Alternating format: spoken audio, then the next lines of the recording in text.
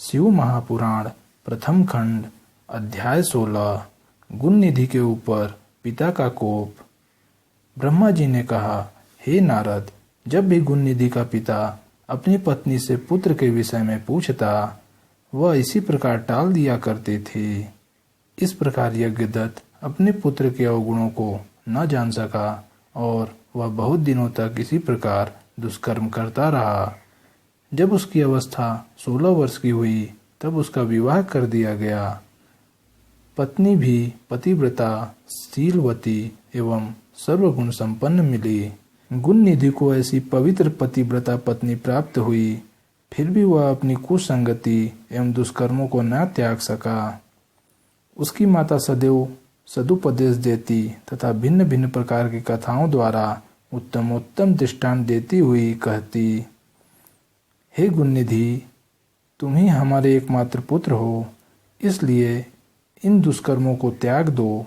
तुम्हारे पिता अत्यंत क्रोधी प्रवृत्ति के हैं। वह अभी तुम्हारे अवगुणों को नहीं जानते हैं, क्योंकि मैंने बहुत पूछने पर भी उन्हें कुछ नहीं बताया है। इसलिए तुम अभी तक उनसे निर्भय हो। यदि किसी दिन उन्हें इन कर्मों का पता लग गया तो वे मुझे और तुम्हें दोनों को दंड देंगे। इससे यही उत्तम है कि उन्हें पता लगने से पहले ही तुम कुसंगति को त्याग कर सत्कर्म करो। हे पुत्र, तुम्हारी पत्नी बुद्धिमान, महारूपवती तथा उच्च कुल की है। उसी प्रकार तुम भी गुणवान एवं उच्च कुल के हो। ऐसी पत्नी के साथ सुख से अपना जीवन व्यतीत करो। अपनी स्त्री का त्याग करना महापाप है। तुम पिता के धर्म पर चलो, नहीं तो सारा संसार तुमको बुरी दृष्टि से देखेगा। तुम मुझको तथा अपने पिता को क्यों लज्जित करते हो? तुम अन्य घरों के लड़कों को देखो, वे नित्य वेद पाठ करते हैं। जब यहाँ के राजा को तुम्हारे अवगुणों के विषय में ज्ञात होगा तो वह तुम्हारे पिता से अप्रसन्न होकर उनका मासिक शुल्क देना बंद कर देगा। अभी तो लोग यह कहकर टाल देते हैं कि तुम यह अवगुण के कर्म लड़कपन के कारण करते हो, परंतु अवस्था बढ़ जाने पर सब लोग तुम पर हंसेंगे तथा व्यंग्यपूर्ण तानों से कहेंगे कि अब तुम्हारे कुल अति अपवित्र हुआ। वे तुम्हारे पिता की निंदा करेंगे और इन्हीं सब कारणों से तुम्हारे पिता नरकगामी होंगे। सब लोग इसका दोषी मुझे ही ठहराएंगे। वे कहेंगे कि इसी के पाप कर्म से गर्भ धारण कर ऐसे पुत्र उत्पन्न किया है, क्योंकि तुम्हारे पिता निष्पाप हैं। वे वेद एवं धर्मशास्त्र के ज्ञाता हैं। वे भी अपने पति के सिवाय और किसी पुरुष को नहीं जानती तथा निष्पाप होकर गृह कार्य में संलग्न रहती हूँ। परंतु यह सब भगवान की इच्छा है कि मेरे गर्भ से तुम जैसे दुख देने वाला कुपुत्र उत्पन्न हुआ है। इस प्रकार गुण निधि की माता अनेक उपदेश देती, भिन्न भिन्न प्रकार में समझाती, परंतु गुण निधि पर उसका कोई प्रभाव नहीं पड़ता था।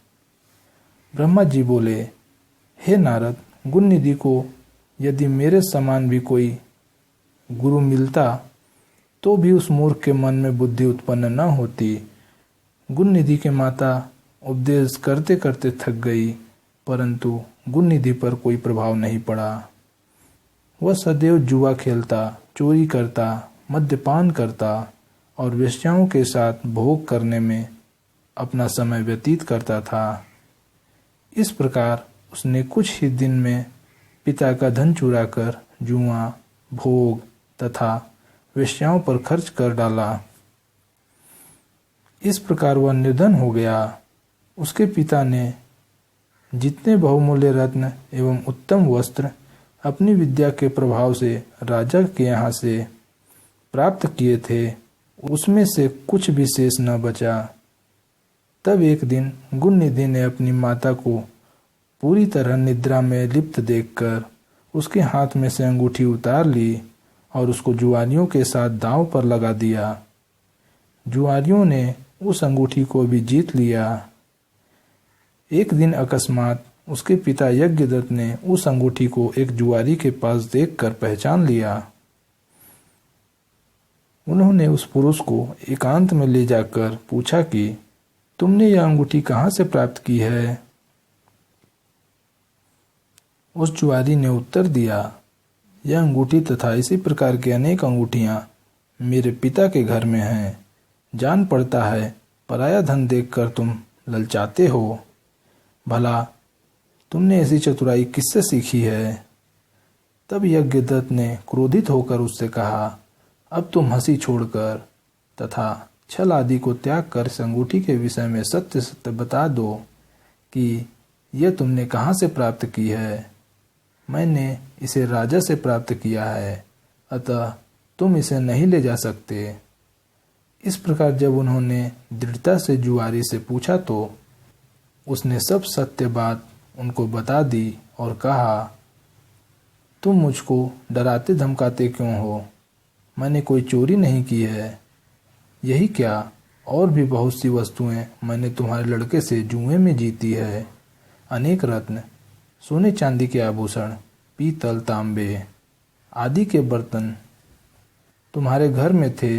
हम लोगों ने वे सब तुम्हारे लड़के से जीत लिए हैं। वह केवल जुआ ही नहीं खेलता, अपितु चोरी तथा वेश्यागमन भी करता है। जुआरी के ऐसे वचन सुनकर यज्ञदत्त को बहुत आश्चर्य हुआ।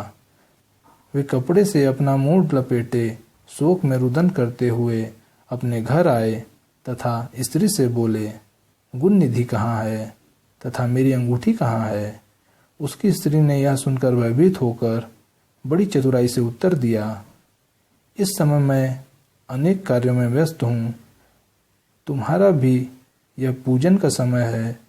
मुझे तुम्हारे प्रेमी अतिथियों का भोजन बनाना है। मैंने अंगूठी को किसी स्थान पर रख दिया है, परंतु इस समय स्मरण नहीं है। जिस समय इन कार्यों से अवकाश पाऊंगी उस समय तुम्हारी अंगूठी खोज कर दे दूंगी। यज्ञदत्त यह सुनकर क्रोधित होकर बोले, हे कपूत की माँ, छल वार्ता में चतुर। मैंने जिस दिन भी तुमसे यह पूछा कि गुण निधि कहाँ है, तभी तुमने यह उत्तर दिया है कि यह अपने साथियों सहित विद्या अध्ययन के लिए पाठशाला गया है। अच्छा, यदि अंगूठी नहीं मिली तो अन्य वस्तुएं मुझे लाकर दिखाओ। अब तुम पुत्र मोह को त्याग दो, क्योंकि कुपुत्र किसी प्रकार का सुख नहीं पहुंचा सकता। अब मेरी इच्छा बिना पुत्र के रहने की है। मुझे ऐसी संतान की आवश्यकता नहीं है। अब तुमको यही उचित है कि हाथ में कुश एवं जल लेकर लड़के के नाम तिलांजलि छोड़ो। जब तक मैं यह न कर दूंगा तब तक भोजन ग्रहण नहीं करूंगा। गुण निधि की माता अपने स्वामी के ऐसे वचन सुनकर उसके चरणों पर गिर पड़ी तथा क्षमा प्रार्थना करने लगी। कुछ देर के पश्चात यज्ञदत्त का क्रोध भी कम हो गया। 16वां अध्याय समाप्त हुआ।